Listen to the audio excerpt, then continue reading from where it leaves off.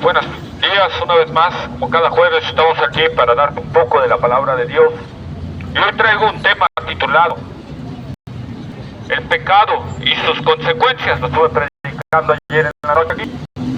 Y una vez más lo traemos aquí para ustedes. La historia se basa en segundo libro de Samuel, capítulos 11 y 12 de Samuel, ¿verdad? Ahí nosotros encontramos la historia de la caída de David.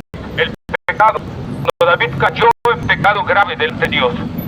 Nosotros vemos, ¿verdad?, cómo David en ese momento no tomó en cuenta a Dios y quiso hacer lo que él quería hacer.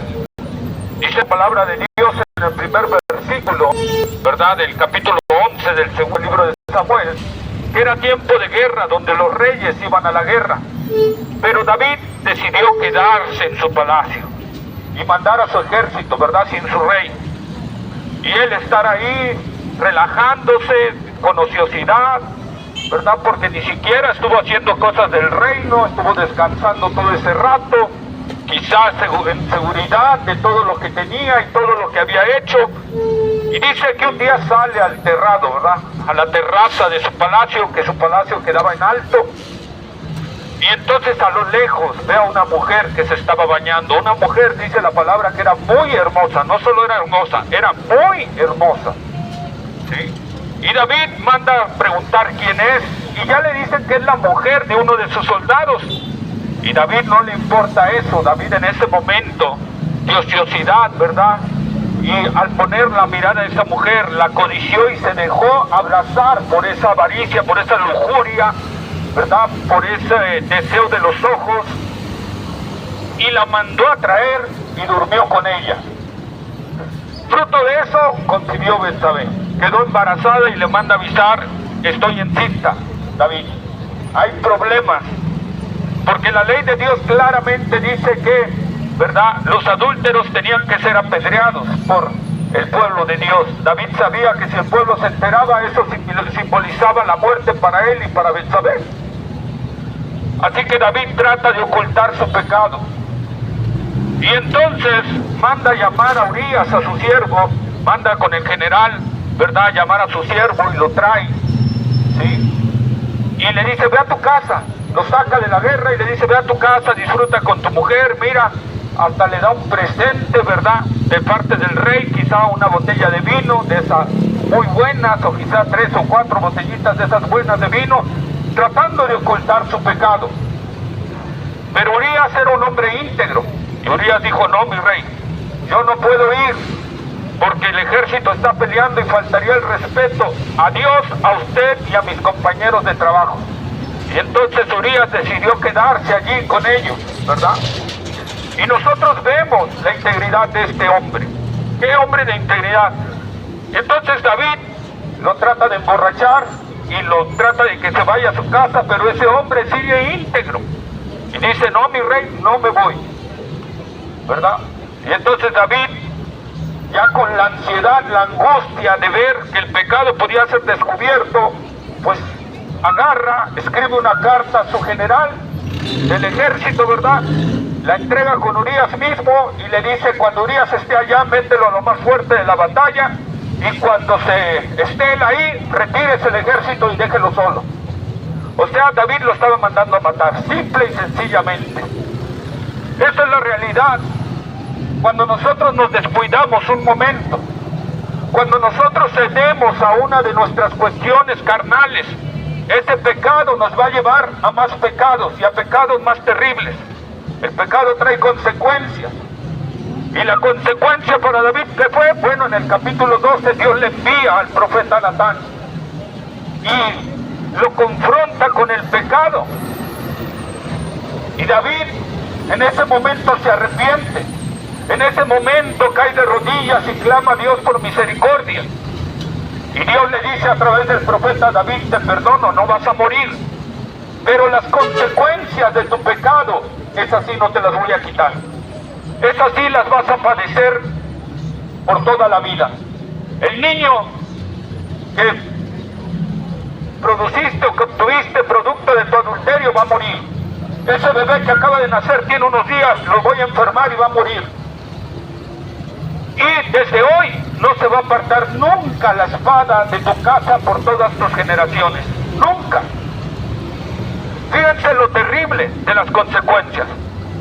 El bebé que había sido fecundado, que había sido embarazado, que había sido obtenido producto del adulterio muere. Posteriormente, un hijo de David viola a una hija de David. El otro hermano de la hija, ¿verdad? El hermano mata a ese que violó a su hermana. O sea que David ya tiene un hijo muerto a espada. Después ese mismo hijo que mató a su hermano, ¿verdad?, se rebela contra su papá y le quiere quitar el trono y quiere matarlo.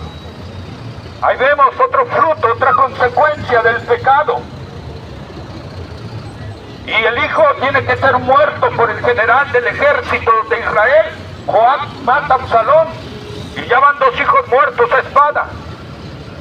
Luego, posteriormente, otro hijo, Adonías, se levanta también contra el papá y quiere usurpar el trono. Y también ese hijo es muerto por la espada de Salomón. Y vemos cómo la palabra de Dios se va cumpliendo.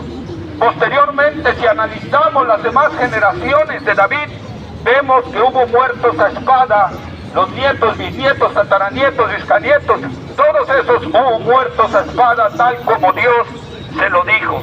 Así como David mató, así fueron muriendo varios de sus generaciones de la misma manera. Por eso te digo, amigo mío, el pecado trae consecuencias. Trae consecuencias en esta vida y trae consecuencias en la eternidad. No creas que el pecado que estás cometiendo, donde nadie aparentemente te ve, va a quedar así nada más. Va a quedar oculto. Dios saca lo oculto a la luz tarde o temprano. Y las consecuencias del pecado las vas a vivir. No importa. Repito que nadie te haya visto. Dios sí te ve. A donde estés. Como dijo David, ¿a dónde me iré de tu espíritu? Si subiera a los cielos, allí tú estás.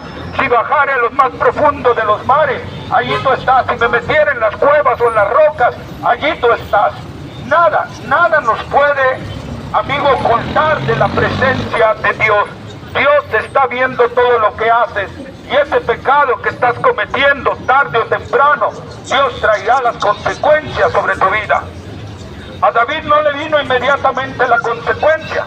Pasaron alrededor de 9 meses después de que David cometió el pecado para que empezaran a venir las consecuencias a su vida. Y después de ahí fue consecuencia tras consecuencia tras consecuencia. ¿Eso es lo que tú quieres para tu vida? ¿Eso es lo que tú quieres para tus generaciones? ¿Eso es lo que quieres heredarle a tus generaciones, a tus hijos, a tus nietos, a tus bisnietos? ¿Quieres heredarles consecuencias de tu pecado? ¿Quieres heredarles consecuencias de tu manera de vivir rebelde a la voluntad de Dios? Lo vas a obtener, porque Dios nos da, ciertamente, como dijo el apóstol Pablo, todo lo que sembramos lo vamos a cosechar.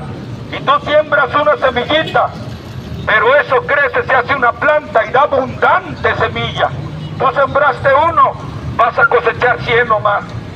Así que, amigo mío, yo hoy te invito a meditar en esto. El pecado tiene consecuencias y tenemos que arrepentirnos para que Dios nos quite gran parte de las consecuencias. Pero sí hay una consecuencia que Dios nos puede quitar.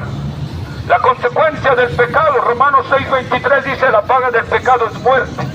Y como te he hablado, hay una muerte eterna, hay una separación definitiva con Dios, porque un día Dios nos va a demandar cuentas, vamos a estar ante su juicio, y nos va a lanzar a un lugar de tormento si no pasamos ese juicio, ¿verdad? Este lugar de tormento se llama lago de fuego y azufre, donde será el lloro y el crujir de dientes, donde le sentirás una llama que arde en ti, pero nunca te consumirá.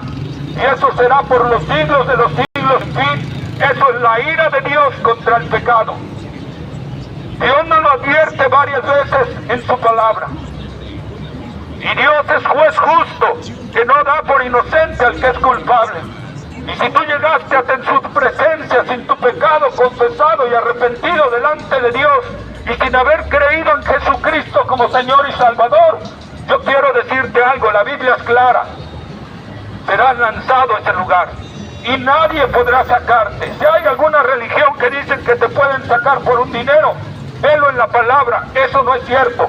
Agarra una Biblia, la que quieras, la católica, la evangélica, agárrala, que son lo mismo. Y vas a ver que Dios no dice eso en ningún lado. Dios no dice que puedes sacarte de ese lugar. Dios dice una vez que caigas ahí, será por los siglos de los siglos sin fin. Eso dice Dios, por eso Dios no lo advierte. Por eso Dios dice, yo no quiero la muerte del impío, sino que se vuelva de su mal camino y se vuelva a mí. Amigos, tenemos que volvernos de nuestro pecado y volvernos a los brazos de Dios si no queremos vivir la consecuencia eterna. Y las consecuencias en esta vida, repito, las consecuencias en esta vida están en la voluntad de Dios si nos las quita o no. Pero la consecuencia eterna, Dios ya ha provisto el pago para nosotros. Dios ya ha dado el paso para nuestra redención. Él mandó a su Hijo a morir en la cruz del Calvario, a pagar el precio de nosotros. Dios, el Padre, tuvo que descargar su ira sobre su Hijo en la cruz del Calvario. Tuvo que desampararlo ahí, a tal grado que Jesús exclamó, Dios mío, ¿por qué me has desamparado? Es parte de lo que vas a vivir en ese lugar de tormento, un desamparo total. Y eso es lo que vivió Cristo en la cruz del Calvario. Él experimentó la ira de Dios allí, para que todo aquel que en Él cree no experimente ni un gramo de la ira de Dios. Así que, amigo mío, por eso el apóstol Pablo en Romanos 5:8 dice, mas Dios muestra su amor para con nosotros, en que siendo aún pecadores, Cristo murió por nosotros. Ahí está, Dios ha dado el remedio, Dios ha dado el pago, para que si nos arrepentimos y creemos y entregamos nuestra vida a Cristo Jesús, tengamos el perdón de nuestros pecados. Porque Dios lo azotó, Dios lo hirió por nuestras rebeliones, por nuestras maldades. Dios descargó ahí su enojo, su ira sobre Él, para que por medio de la fe en Él, tengamos sus pecados. Y ahí no tienes que soltar ningún dinero, ahí no tienes que soltar nada, ahí solo lo único que tienes que hacer es arrepentirte y creer en el Señor Jesucristo. El apóstol Pedro dice, arrepentíos y convertíos, para que vengan de la presencia del Señor tiempos de refrigerio para vuestra alma. Ahí está, amigo mío, ahí está la solución para ti, ahí está la solución para tu pecado, Cristo Jesús. Él es el único remedio que Dios ha dado, Él es el único camino para el perdón de nuestros pecados y para librarnos de la consecuencia eterna del pecado, y para librarnos también de varias consecuencias aquí en la vida. Por eso Salomón en Proverbios escribe, el principio de la sabiduría es el temor de Dios. Ese es el principio, es la base para ser hombres y mujeres sabias. Esa es la base, el principio de la sabiduría es el temor de Dios, y la inteligencia es guardar sus mandamientos.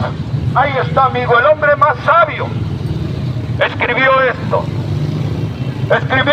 que si tú quieres ser sabio tienes que tener temor de Dios en tu corazón para apartarte del mal, porque es, en serio, es lo más razonable, porque el temor de Dios nos va a alejar de las consecuencias del pecado, porque el temor de Dios nos va a hacer pensar antes de que pequemos las consecuencias que nos van a venir, porque la palabra de Dios dice que nuestro Dios es fuego consumidor.